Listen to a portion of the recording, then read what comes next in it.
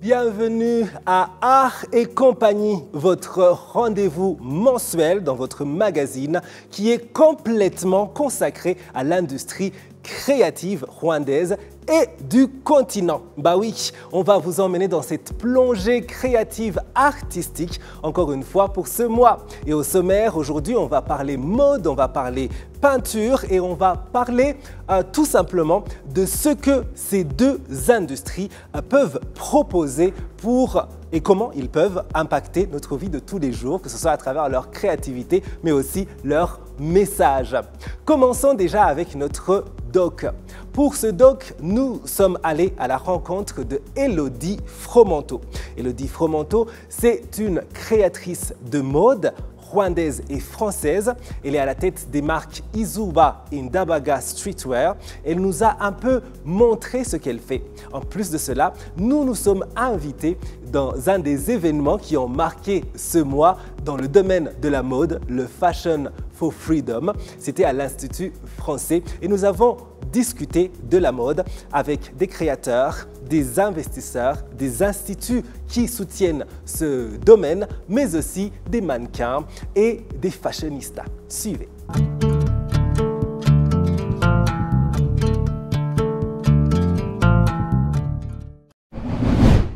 La mode est bien plus qu'une simple industrie. Elle est une archive vivante, un lieu où l'histoire rencontre l'aspiration. À Kigali, cette rencontre est particulièrement vibrante. L'espace culturel rwandais, riche de récits ancestraux, est aujourd'hui le berceau d'une nouvelle vague de créateurs qui repensent l'identité visuelle du pays.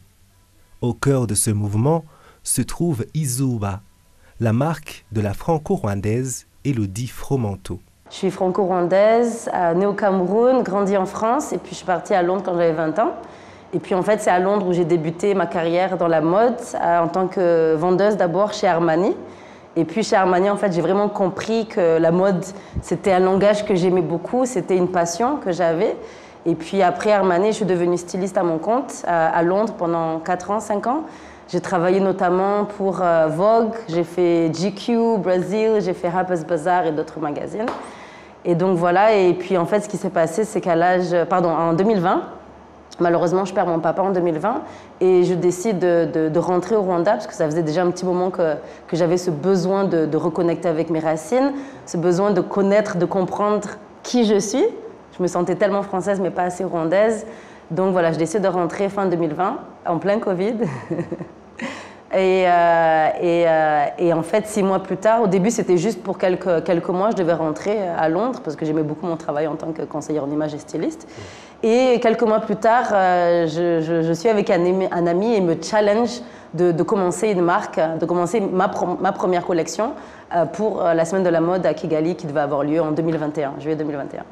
Et puis voilà, long story short, il y a eu Covid et puis en fait, c'est là où j'ai commencé Izuba. Et surtout, ce que j'ai compris, c'est que j'ai vu un vrai vide dans le marché. Et j'ai vu en fait qu'il y avait tellement de femmes ici qui avaient des postes incroyables, des femmes en leadership, mais il n'y a pas de designer vraiment qui faisait des costumes pour elles, made in Rwanda.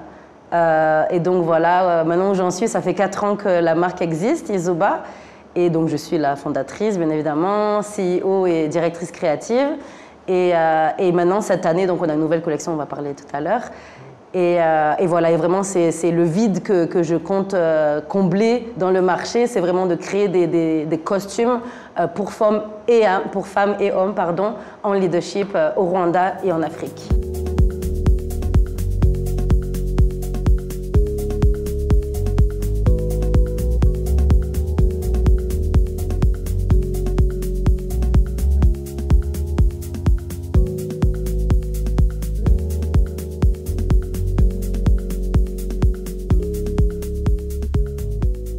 Né d'un besoin de renouer avec ses racines, Izuba a d'abord séduit par son alliance audacieuse entre la rigueur du tailoring classique français et l'âme des motifs rwandais traditionnels.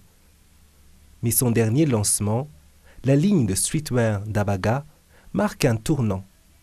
Ndabaga, c'est l'histoire d'une héroïne du XVIIIe siècle, une femme guerrière qui a défié les normes de genre.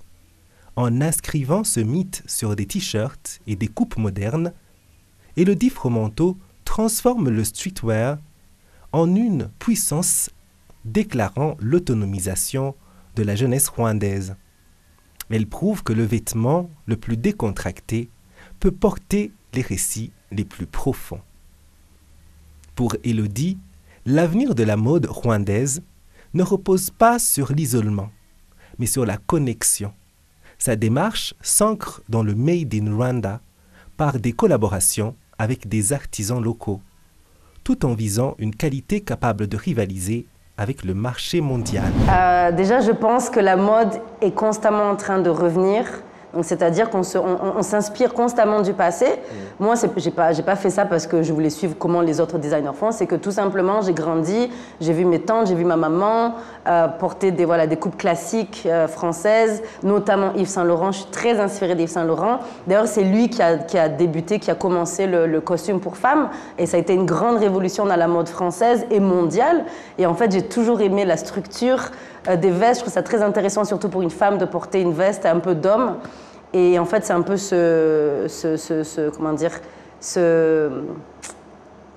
pas un déséquilibre, c'est ce contraste, en fait, tu vois, cette opposition, ce contraste que j'aime beaucoup, justement. Et pour revenir un peu à comment je tourne ça au moderne, c'est que, donc oui, en effet, je suis inspirée des coupes classiques françaises, dont les années 90, mais pas seulement 90.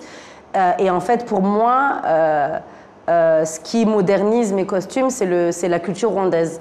Donc j'y apporte une vraie touche rwandaise où j'ajoute notamment un nouveau motif pour la collection qu'on a en ce moment qui s'appelle Becoming, le Libaba, donc qui veut dire aile d'hirondelle. Donc il y a une vraie touche rwandaise dans chaque costume que je fais.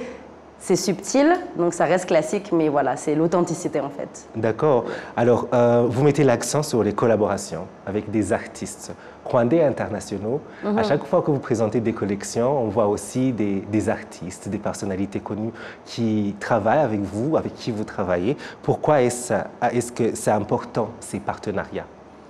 Je pense que dans l'industrie de la mode est très liée avec l'industrie de la musique et on est une industrie créative. De toute façon, c'est toute une industrie ensemble. Donc c'est très important, les collaborations, je pense, sont très importantes. On doit s'entraider, surtout dans pour un pays comme le Rwanda, qui est un petit pays. Donc on doit vraiment être là les uns pour les autres. Et donc voilà, moi j'adore la musique, j'adore les artistes. Et c'est très important parce que plus on s'entraide, plus on va évoluer en fait. Donc ils m'inspirent, je les inspire. Et je pense que c'est là où la créativité peut encore plus s'épanouir.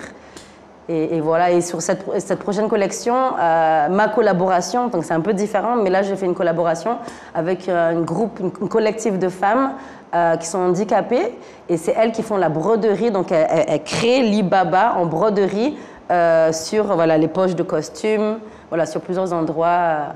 Et c'est très important parce que ça crée aussi des emplois et en même temps, ça donne une âme à la marque, à Izoba. Un tel événement n'existerait pas sans un soutien institutionnel fort. La coopération culturelle internationale, notamment avec l'ambassade de France, en est un des moteurs. Ce partenariat ne se limite pas à un simple financement. Il représente une reconnaissance de la valeur artistique et économique de la mode rwandaise. Il s'agit de construire ensemble au service de la création. Au cœur de Kigali, des événements comme le Festival de mode Fashion for Freedom, organisé à l'Institut français du Rwanda, joue un rôle catalyseur. L'ambassade de France au Rwanda et plus spécifiquement le Centre culturel francophone du Rwanda sont vraiment ravis d'accueillir aujourd'hui le Kigali Fashion Festival Fashion for Freedom pour plusieurs raisons. Alors d'abord, la première, c'est que vous le savez, en ce moment même, la Fashion Week bat son plein à Paris, au Palais de Tokyo. Donc il était vraiment tout naturel pour nous d'accueillir cet événement ici aujourd'hui. Et d'ailleurs, nous accueillons régulièrement des défilés de mode au Centre culturel francophone. Et ça s'inscrit dans le cadre plus large d'un soutien aux industries culturelles et créatives rwandaises, avec par exemple des projets qui sont soutenus dans le domaine de l'édition ou de la musique, le rap en l'occurrence.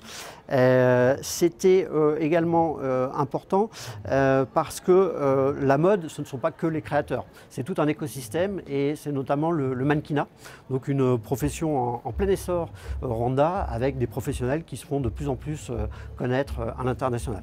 Et enfin, c'était important également pour l'ambassade et le centre culturel d'accueillir cet événement parce qu'il est organisé par le syndicat des mannequins rwandais et que c'est une organisation qui vise à accompagner les mannequins tout au long de leur carrière et à s'accomplir personnellement, professionnellement, dans une logique inclusive.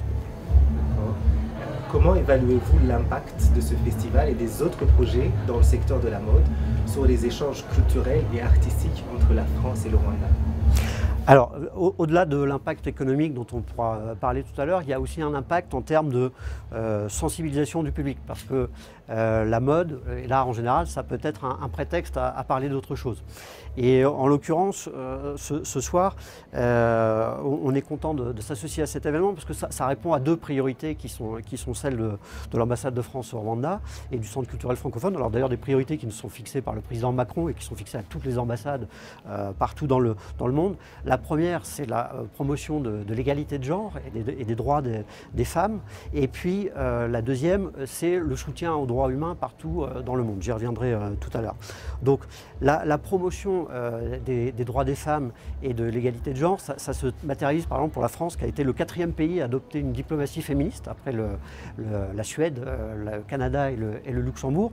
Et concrètement, ça veut dire que cette volonté de promouvoir les droits des femmes et l'égalité de genre, elle va imprégner tous nos projets, quel que soit le domaine, que ce soit dans le domaine de la paix, de la sécurité, du climat et de l'environnement, mais aussi les industries culturelles et créatives et donc également l'industrie de la mode. Et en ce qui concerne le soutien aux droits humains, c'est aussi parce que cet événement ce soir, c'est l'occasion de sensibiliser le public sur le trafic d'êtres humains, avec donc des messages qui vont être passés sur le sujet. Et vous voyez donc que cet événement, quelque part, c'est un support, un moyen de parler d'autre chose. Et ça illustre parfaitement le projet qui est celui du centre culturel francophone, de s'emparer d'un sujet artistique ou d'un événement artistique pour susciter le débat, l'échange et quelque part fabriquer un citoyen éclairé. Et bon, nous sommes là devant une fresque qui a été réalisée cet été par un street artiste français, Pablito Zago, avec une devise qui illustre parfaitement ce qui est notre moteur au centre culturel, aux arts citoyens. Alors non pas aux armes citoyens comme dans la Marseillaise, mais aux arts citoyens. Et ça illustre parfaitement notre propos. Et ça fait, si je peux ajouter, ça fait d'ailleurs écho aussi cet événement, un événement qu'on avait accueilli le 8 mars pour la Journée internationale des droits des femmes. On avait accueilli un événement du collectif rwandais Unmute AAA, Artists Against Abuse, qui visait à sensibiliser sur les violences sexuelles dans les milieux artistiques rwandais. On voit très bien que le gouvernement est en train de travailler très dur pour avoir des collaborations incroyables. Le Visit Rwanda, UCI le week-end dernier. Donc vraiment, les yeux sont vraiment tournés sur l'Afrique et encore plus sur le Rwanda. Donc c'est important justement d'avoir des investisseurs, des personnes internationales qui viennent et qui nous aident en fait à grandir, à amener nos marques ou nos marques à l'extérieur, à l'international.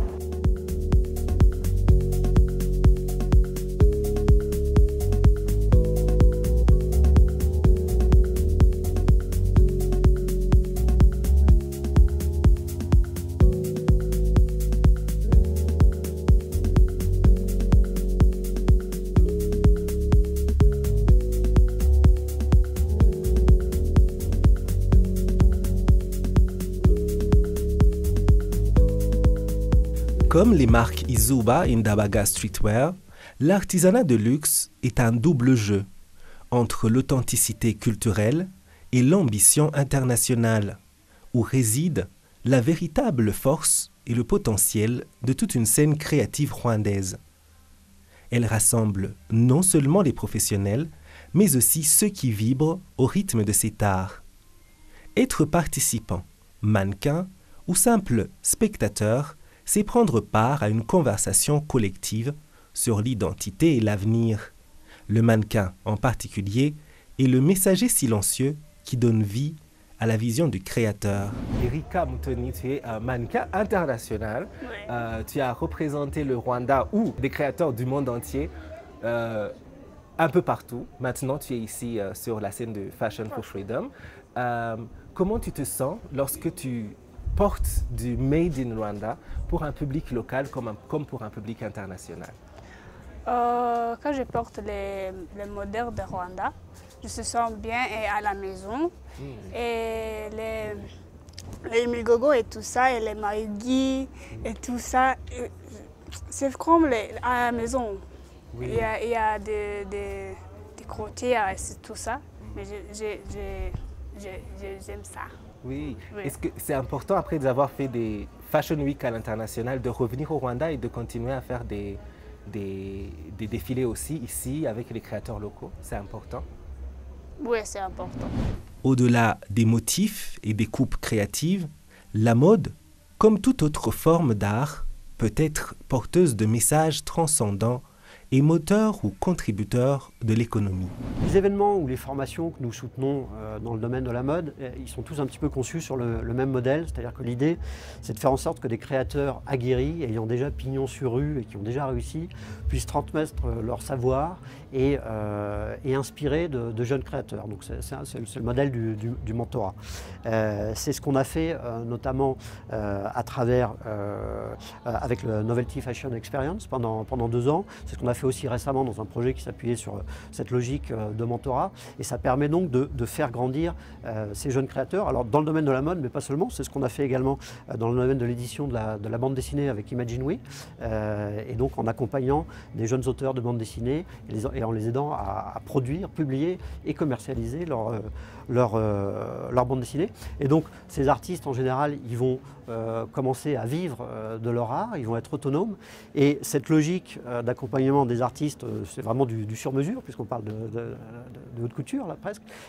Ça s'inscrit dans une logique plus générale qui est celle du gouvernement du Rwanda, qui met avec un fort volontarisme sur les industries culturelles et créatives. On sait que la stratégie est en cours de développement actuellement. On sait que ça fait partie des objectifs de contribution au développement économique du Rwanda. Et donc nos deux volontés se rejoignent parfaitement de ce point de vue. Alors au-delà des messages qui sont portés ce soir sur la promotion des droits des femmes et la sensibilisation du public au trafic d'êtres humains, la mode, ça peut aussi être l'occasion d'évoquer tout autre sujet, et notamment des sujets environnementaux. Et je pense notamment à ces créateurs ou ces associations qui cherchent à promouvoir une industrie de la mode plus durable, qui réfléchit sur son impact environnemental. Et je pense notamment à 2 maisons rwandaises, la maison Inkindi, qui a été associée à notre événement de lancement au Centre culturel francophone, et également à Shema Gaëtan, par exemple, et qui sont des maisons qui travaillent toutes les deux sur l'upcycling. Alors l'upcycling, c'est une pratique qui consiste à récupérer des produits usagés et à en améliorer la valeur qualitative, si vous voulez. Donc c'est pas du recyclage, c'est du surcyclage. Donc voilà le type de réflexion auquel peut mener un événement comme celui-ci également. Je parle du fait que tu ne peux pas être designer et être pessimiste. Surtout dans un petit pays comme le Rwanda. Même si malgré tout ce qui se passe, on reste quand même un petit pays. Donc on doit être optimiste. Et quand on voit encore une fois comment le gouvernement travaille très dur, comment notre président amène vraiment le pays, on doit garder cette énergie. Il y a une énergie qui est incroyable en ce moment au Rwanda. Et vraiment, c'est très optimiste. On regarde vers le futur, mais on reste toujours ancré dans nos racines. On est fiers de qui on est. On n'a pas besoin vraiment des autres pour être qui on est, mais on sait on peut aller très loin tout simplement. Donc non, il y a beaucoup de créateurs qui sont en train d'apparaître et qui sont en train de travailler dur pour vraiment avoir une place dans le marché global. Donc yes, I'm very excited. Je suis très excitée. Merci beaucoup, Elodie. Avec plaisir. Des collines de Kigali, aux capitales de la mode mondiale, l'étoffe rwandaise raconte une histoire de renaissance, de résilience et d'ambition. Grâce au talent et à la détermination des créateurs passionnés comme Elodie et à des plateformes comme ce festival Fashion for Freedom, soutenu par les efforts locaux et la coopération internationale, et porté par la passion d'un public engagé, la mode rwandaise est devenue bien plus qu'une industrie. Elle est une déclaration culturelle puissante, un pont entre le passé vénéré et un avenir résolument moderne. Le Rwanda ne se contente plus de suivre la mode, il la crée, avec fierté et élégance. Le rideau se baisse, mais la création, elle, ne fait que commencer.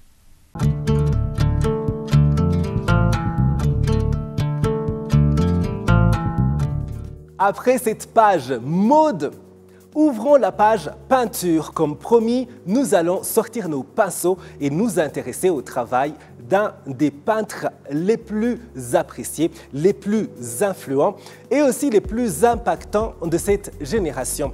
Il nous vient de Belgique, de Bruxelles plus précisément. Il s'appelle Paul de Gobert. Nous sommes allés le rencontrer lors de son passage ici à Kigali. Il a participé en marge, disons, à la compétition, au championnat plutôt mondial de cyclisme qui s'est passé à Kigali parce qu'il y présentait son livre Les 1000 collines à coups de pédale qu'il a coécrit avec le Rwandais et Belge Joseph Nwaniye. Alors il nous a ouvert les portes un peu de son cerveau, de son processus de création et aussi de son atelier.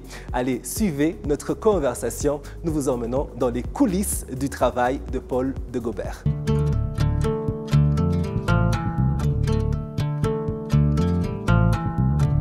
Bienvenue à Kigali, au cœur du Rwanda, la terre des 1000 collines, où se tenait une exposition remarquable en marge du championnat mondial de cyclisme 2025. Nous sommes en présence de Paul de Gobert, peintre belge de renom, pour parler de ses illustrations pour le livre « Les 1000 collines à coups de pédale », coécrit avec l'auteur rwando-belge Joseph Nwaniye.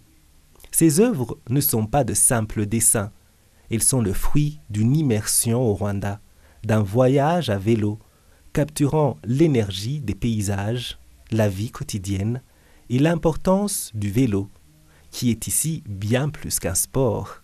C'est un moteur social et économique. Plongeons dans l'atelier de l'artiste, là où le coup de pinceau rencontre le coup de pédale, pour comprendre comment ces images vibrant d'émotions sont nées. Le voyage à vélo a-t-il directement influencé la technique ou la palette de couleurs utilisée dans ces peintures? Oui, évidemment, parce que quand on invite énormément de pays du monde, ils viennent avec leurs couleurs propres, leurs drapeaux, et dans le cas du vélo, il y a des équipes avec des couleurs et ils mettent en valeur leur pays par la couleur aussi. Et déjà, le vélo, il y a l'histoire des maillots. C'est déjà toutes des couleurs. Le maillot jaune, le maillot vert, le maillot à pois. Voilà. Et le maillot arc-en-ciel, c'est particulier parce que l'arc-en-ciel, c'est la décomposition de la lumière blanche. Donc c'est toutes les couleurs. Et c'est quoi un arc-en-ciel? C'est un phénomène visuel, optique, qu'on peut observer après un orage. Quand le soleil revient, il transforme toutes ces petites gouttes de pluie et ça fait un arc-en-ciel. Et donc, c'est un symbole de renouveau, de joie. Est-ce que c'est pour ça qu'on a choisi ça? Mais le fait est là.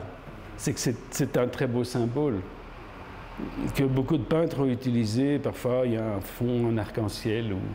Donc, ça donne déjà une dimension de joie, de plaisir ou de victoire, si on veut.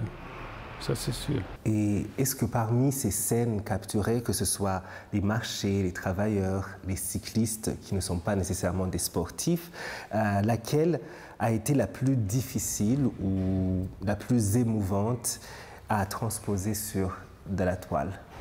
Ah oui, alors quand j'ai traversé beaucoup de régions du Rwanda, j'ai découvert ces gens qui poussent des vélos avec des poids énormes, etc.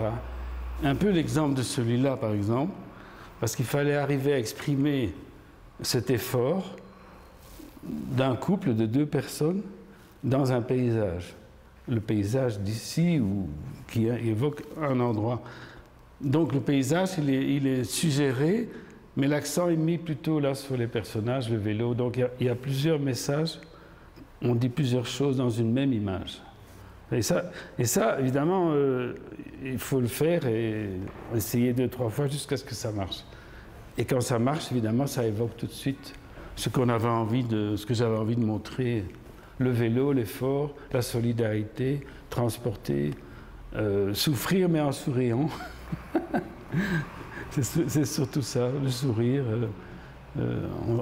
Rien ne nous arrête, on fonce, parce que c'est admirable de voir comment ils arrivent à porter des choses sur ces vélos.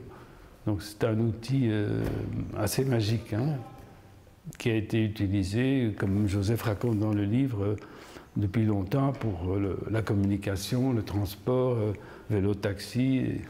Et aujourd'hui, la dimension du sport, c'est important aussi parce que c'est le développement du corps des gens et aussi cette solidarité entre pays qui je ne veux pas dire qu'ils s'affrontent, mais qui se mettent en duel un peu héroïque, avec des frustrations peut-être aussi. Il y a des gens qui arrivent à...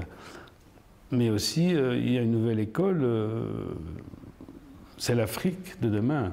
Il y a énormément de gens qui font du vélo ici, mais qui n'ont pas la capacité de faire des courses, mais rien ne dit qu'il va y avoir des futurs champions. Hein.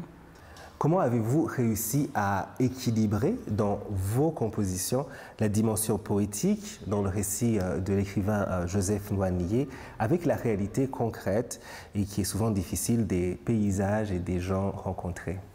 Joseph, il raconte aussi ses émotions. Et hier, il disait « Je voulais mettre mes émotions sur tes dessins ». Donc, on a vécu des mêmes trucs. Il a eu ces flashs qu'il écrit à sa manière, avec quelques mots. Moi, j'essaie d'exprimer peut-être la même chose, mais avec quelques traits. Et parfois, c'est pas sur la même page, ça se croit, ça se complète.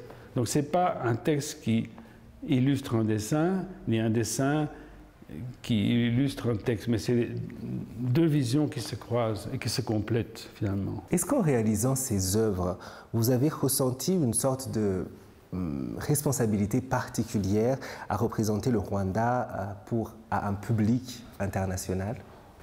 Oui, parce que moi je voyage beaucoup en dessinant et quand je vais dans un pays pour le découvrir, c'est quand même pour montrer ce qu'il y a de plus chaud, de plus extraordinaire, et de donner une image vraie. Essayer d'être authentique, ne pas trahir, évoquer le mieux possible. Et dans le cas du Rwanda, c'est la beauté, la lumière, enfin plein de choses qui m'ont fasciné, que j'essaye de faire passer dans les dessins. Alors vous avez récemment participé au championnat mondial de cyclisme ici à Kigali, que ce soit au cœur de l'action avec un stand, mais aussi en parallèle avec une exposition qui se passait à l'Institut français. Comment a été cette expérience pour vous? C'est d'abord une expérience extraordinaire d'être ici pendant cet événement mondial où j'ai retrouvé des Belges, des Français, des gens que je ne connaissais pas. Je découvrais des personnes qui faisaient du vélo, qui viennent d'un autre pays, c'est extraordinaire.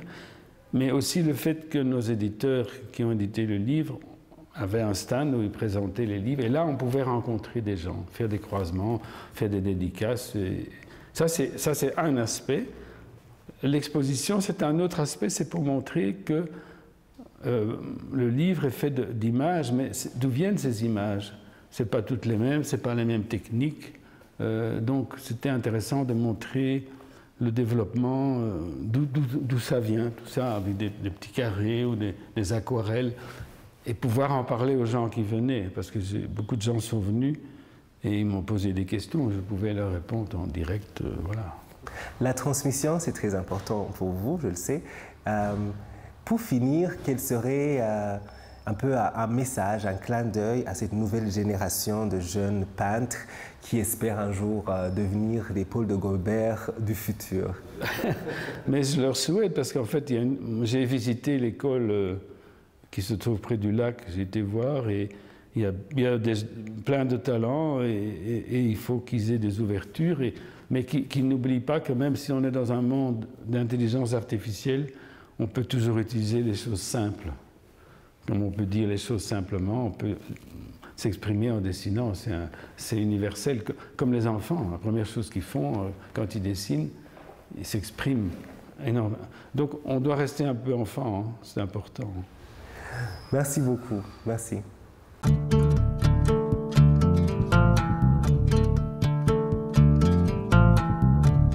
Et pour finir, on aime bien parler avec vous, chers amis, avec notre trottoir. Alors, nous retournons là où nous avons commencé, dans le Fashion Festival, Fashion for Freedom.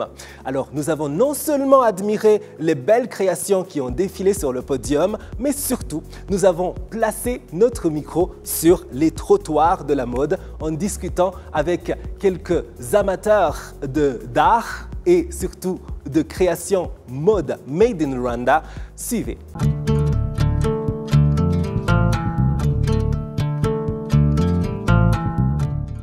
Pour notre trottoir, nous sommes retournés au cœur du glamour. Nous avons fait balader notre micro auprès des participants au festival de mode Fashion for Freedom. Nous voulions découvrir leurs artistes rwandais préférés. Qu'est-ce qui t'amène dans ce festival? Comment est-ce que tu te retrouves ici? Alors, c'est une bonne amie à moi qui s'appelle Idline, The Models of the Models, qui est là, toujours en train de défiler dans les rues de Kigali. Du coup, moi, je suis un peu à côté et elle m'a invitée ce soir. D'accord. Et est-ce que la mode made in Rwanda, est-ce que c'est quelque chose qui te parle? Est-ce que comment tu te sens lorsque tu vois ou que tu portes du made in Rwanda? Alors c'est très drôle parce qu'en 2012, il y avait le premier Kigali Fashion Week et c'était à Bambou. Je ne sais pas si certaines personnes s'en rappellent. Et tu vois, c'était un petit défilé bien organisé, voilà. Et j'avais 17 ans à l'époque.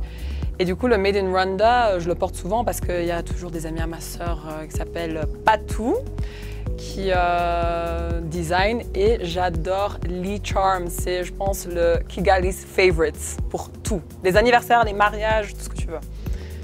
Et alors, en parlant de favorites, est-ce que tu as un artiste favori, un artiste rwandais, toutes catégories confondues, que ce soit en peinture, en musique, en mode, etc. Alors, j'adore Bukuru, Kigali's favorite as well, et Kenny aussi. Et on a un peintre avec qui je travaille souvent pour mes événements, Paradox, voilà. Et il s'appelle Benjamin, qui travaille aussi pour 40 Second Space. Merci voilà. beaucoup. Merci à toi.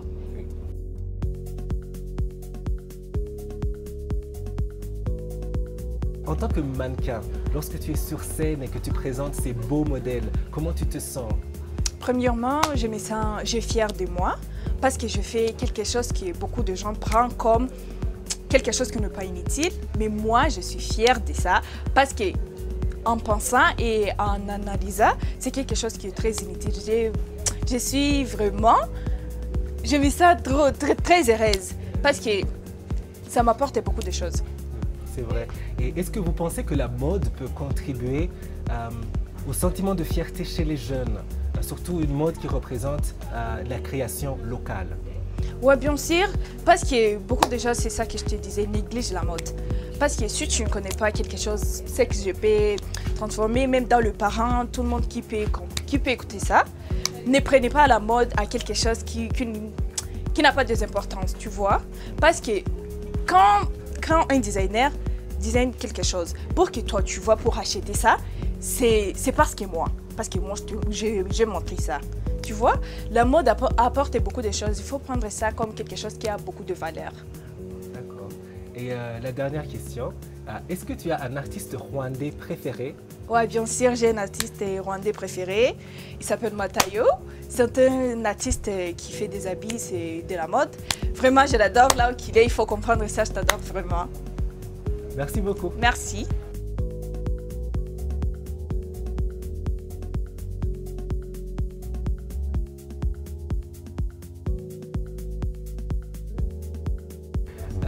Dis-moi, pourquoi est-ce que vous êtes venu à cet événement? Cet événement ici? Oui. Ok, on est venu, ce n'est parce que on fait la mode. Moi, je ne fais pas la mode, mais mon ami aussi ne fait pas la mode. Mais on aime ça. Et on est venu avec des amis. Il nous a dit qu'il y a la mode ici. Et puis on est venu avec, c'est tout ça seulement. D'accord. Oui. Et est-ce que vous aimez les habits made in Rwanda? Made in Rwanda? Oui. Oui. D'accord. Parfois, ils disent que c'est cher. Est-ce que vous achetez parfois ou c'est vrai que c'est trop cher et vous préférez ne pas acheter? Exactement, c'est cher, mais c'est pas grave. Oui, j'en ai un. J'en ai un à la maison parce que j'aime le Made in Rwanda. Mais quand tu aimes quelque chose, tu ne peux pas dire que c'est cher. Tu peux acheter. Oui. Ça, c'est vrai. C'est vrai ça. Alors, on demande cette question à tout le monde. Est-ce que tu as un artiste rwandais préféré dans n'importe quelle catégorie? Moi, Mike Kayihura. Mike Kayihura? Oui. Et toi, David? Mais moi, c'est Mehdi toujours. Mehdi, oui, toujours? Oui, c'est Mehdi. Oui, j'aime Mehdi. D'accord. Et Exo, tu es sur Instagram. Ce sera sur Instagram, sur YouTube, je sais que tu... Avec TikTok. Et il a un compte TikTok. Et c'est Mundo. Mundo. C'est un Kenyas, mais c'est Mundo. Ah, d'accord. Mais excusez mon français parce qu'il y a mon ami gabonais qui va en tout cas. Ok, ça va. Non, c'est très bien, tu parles très bien français. Ok, ça. Merci beaucoup, David et Exo. Oui. Merci.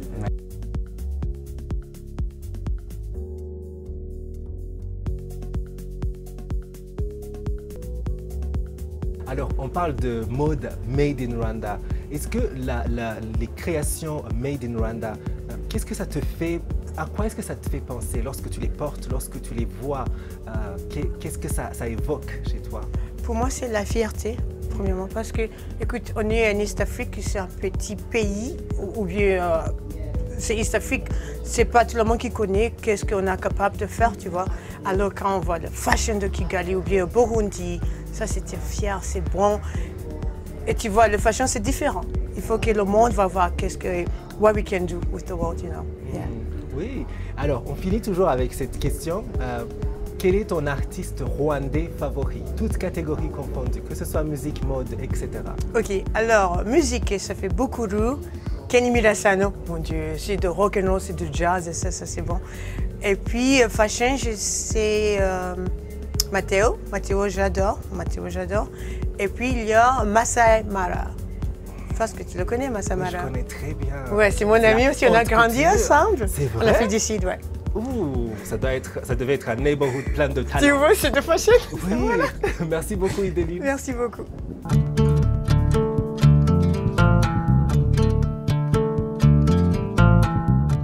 Et voilà, c'est tout pour notre magazine Art et Compagnie de ce mois. J'espère que vous avez passé un bon moment. J'espère que vous avez pu apprendre quelque chose de nouveau sur l'industrie créative. Et aussi, j'espère que, comme nous, vous avez apprécié cette plongée au cœur de la créativité rwandaise et africaine. N'hésitez pas à nous contacter sur les réseaux sociaux pour nous donner vos retours, nous dire quel sujet vous aimeriez nous voir traiter, dans quel domaine vous aimeriez nous voir plonger. Et on se dit rendez-vous au mois prochain pour encore plus d'aventures créatives et artistiques sur Art et Compagnie de Rwanda TV. À bientôt.